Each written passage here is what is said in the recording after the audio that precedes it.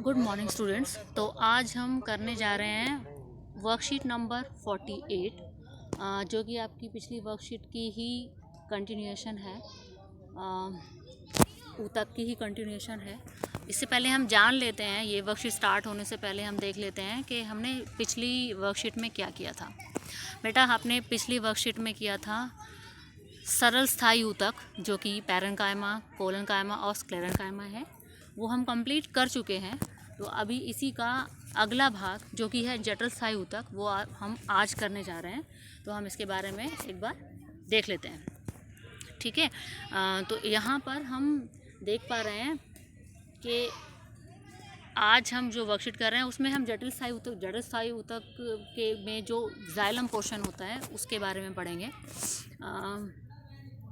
इससे पहले आप जान लीजिए कि जटिल स्थायी ऊतक होता क्या है। आपने देखा था कि सरल स्थायी ऊतक जो होते थे उसमें सभी कोशिकाएं एक जैसी होती थी, ठीक है। जैसे हम पैरेन्काइमा की बात करें तो उनकी सभी कोशिकाएं जो हैं वो एक जैसी होती हैं, एक जैसा कार्य करती हैं, एक ही जैसे आकार प्रकार की होती हैं, ठीक है। लेकिन जब हम जटिल स्थायी ऊतक में आ रहे हैं तो हमें पता है कि वहाँ पर क्या होता है, सभी कोशिकाएं 2, 3, 4 प्रकार की अलग अलग तरह की कोशिकाएं होती हैं, लेकिन वो मिलकर एक ही तरह का कार्य करती हैं या एक ही कार्य को करती हैं, ठीक है। तो आज हम देख रहे हैं जटिल स्थायी ऊतक का पहला भाग, जिसमें जाइलम और फ्लोएम आता है। तो जाइलम पढ़ेंगे आज हम। सबसे पहले आपको ये मालूम होना चाहिए कि एक्चुअली जाइलम होते क्या हैं, जाइलम और फ्लोएम क्या होते हैं। ये बेटा संवहन ऊतक हैं। जैसे हम देखते हैं ना, मनुष्यों में या जीवों में जो रक्त नलिकाएं होती हैं और उसकी वजह से ही खाना, oxygen, carbon dioxide, waste material वगैरह सब जो चीज़ें होती हैं वो एक जगह से दूसरी जगह पहुंचती हैं ना, एक अंग से दूसरे अंगों तक पहुंचती हैं, कोशिकाओं तक पहुंचती हैं। उसी तरह से पादपों में जाइलम और फ्लोएम होते हैं। ये भी संवहन ऊतक होते हैं जो पानी को या भोजन को या खनिज लवण को पूरे पौधे तक पहुंचाते हैं, ठीक है, जहाँ जहाँ उनकी आवश्यकता है, ठीक है। तो आज हम पढ़ने जा रहे हैं जाइलम। तो इसके बारे में हम आगे देख लेते हैं क्या आपकी वर्कशीट में दिया हुआ है। जैसा कि हम जानते हैं कि जटिल स्थायी ऊतक एक से अधिक प्रकार की कोशिकाओं से मिलकर बने हैं और ये सभी मिलकर एक तरह की इकाई एक इकाई की तरह एक विशिष्ट कार्य को पूरा करती हैं। जटिल स्थायी ऊतक 2 प्रकार के होते हैं, जाइलम और फ्लोएम ऊतक।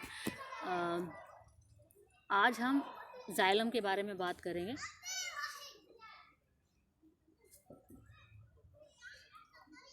ये दोनों ऊतक पादप में खनिज लवण और भोजन का संवहन करते हैं, जो कि मैं आपको बता चुकी हूँ, इसलिए इन्हें संवहन ऊतक कहते हैं।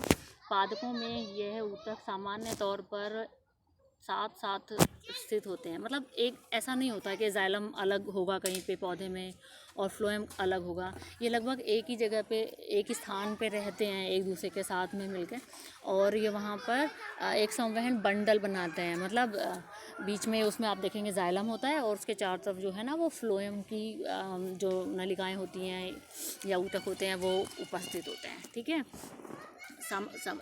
क्योंकि एक साथ में ही होते हैं इसलिए हम सामान्य तौर पे इनको संवहन बंडल कहते हैं। जटिल स्थायी ऊतक बड़े पौधों की विशेषता है। मतलब मोस्टली जो बड़े पेड़ पौधे होते हैं बेटा, वहाँ पर संवहन ऊतक जो हैं या फिर जटिल स्थायी जाइलम फ्लोएम जो हैं वो बहुत इंपॉर्टेंट पार्ट प्ले करते हैं। तो वो वहाँ पर हम आगे पढ़ लेते हैं। आज हम पढ़ने जा रहे हैं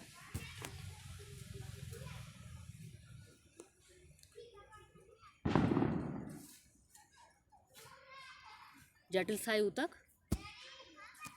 और इसमें देखिए जाइलम। पहले हम इसकी संरचना की बात कर लेते हैं। तो संरचना की अगर हम देखें तो ये जाइलम ऊतक जो है पौधे का काष्ठीय भाग है। काष्ठीय क्या होता है? काष्ठ क्या होता है? लकड़ी। तो आप बेसिकली जो लकड़ी वाला भाग देखते हो ना, हार्ड वाला जो पोर्शन देखते हो, वो सारा का सारा जो है काफ़ी हद तक जो है ना वो जाइलम से बना होता है। जाइलम 4 तरह की विभिन्न कोशिकाओं से मिलकर बने होते हैं। 4 तरह की अलग अलग होती हैं। जाइलम ट्रैकीड होते हैं, वाहिका होती है, जाइलम पैरेन्काइमा होती है और जाइलम फाइबर होता है, ठीक है। अब ये 4, इस जाइलम भी इसी तरह से 4 अलग अलग कोशिकाओं से मिलकर बने हैं, और जो फ्लोएम होता है वो भी इसी तरह से 4 अलग अलग कोशिकाओं से मिलकर बने होते हैं। तो अभी हम यहाँ पे ये देख लेते हैं। अब डायग्राम में भी देखिए, डायग्राम में भी दिया हुआ है और ये डायग्राम आप देखिए किस तरह से यहाँ पे स्थित है। ये जाइलम फाइबर का आकार आप देख पा रहे हो। जाइलम फाइबर जो है उसकी आकृति देख रहे हो कैसी है। वाहिका इस तरह की होती है, ठीक है। इसके अंदर जो वाहिका जो है वो उसका आकार कुछ इस तरह का होता है। और पैरेन्काइमा तो आपको पता है जीवित होती हैं, है ना। पैरेन्काइमा जीवित होती हैं और फाइबर में इसमें भी जाइलम में भी यही होता है। जो बाकी आप 3 प्रकार के जो कोशिकाएं जिसमें देख रहे हो वो डेड हैं, मृत हैं परिपक्व होने के बाद में। इसमें सिर्फ पैरेन्काइमा जो है वो जीवित कोशिका होती है, ठीक है। तो अभी हम देखते हैं आगे।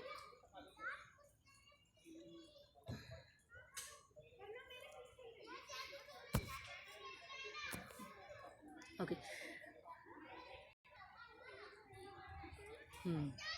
अब जाइलम पैरेन्काइमा के अलावा अन्य परिपक्व जाइलम कोशिकाएं मृत होती हैं, डेड होती हैं, बता चुके मैं आपको। वाहिका और वाहिनिका और वाहिका की कोशिका भित्ति मोटी होती है और ये दोनों नलिकाकार संरचना के होते हैं। समझो आप पाइप्स जैसे पाइप होता है ना, उसी तरह से ये होती है यहाँ पर। इनका कार्य क्या होता है? कार्य आप देख सकते हो। कार्य होता है जाइलम ऊतक में वाहिका व वाहिनिका जड़ से पौधे के विभिन्न भागों तक जल और खनिज लवण का ऊर्ध्वाधर संवहन करती है। बेटा जड़ों से पानी मिलेगा पौधे को और खनिज मिलेंगे, तो वो वहाँ से उसको एब्जॉर्ब करते हैं, सोखते हैं, अवशोषित करते हैं और उसको पूरे पौधे तक जहाँ जहाँ पानी की और खनिज लवणों की आवश्यकता है उसको वहाँ तक पहुँचाते हैं। तो पौधे में ऑब्वियसली ऊर्ध्वाधर ही होता है ना, ये तो काम तो पानी तो जड़ से ही लिया जाता है। तो ये वाला काम जो है वो आपके जाइलम जो है वो करती है। जाइलम ऊतक ये सब पौधे को खनिज लवण देते हैं। ओके, जाइलम फाइबर पैरेन्काइमा के बने होते हैं। ये पौधे को दृढ़ता देते हैं, मतलब हार्डनेस देते हैं।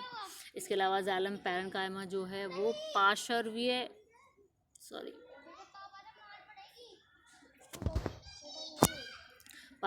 संवहन के लिए ज़रूरी।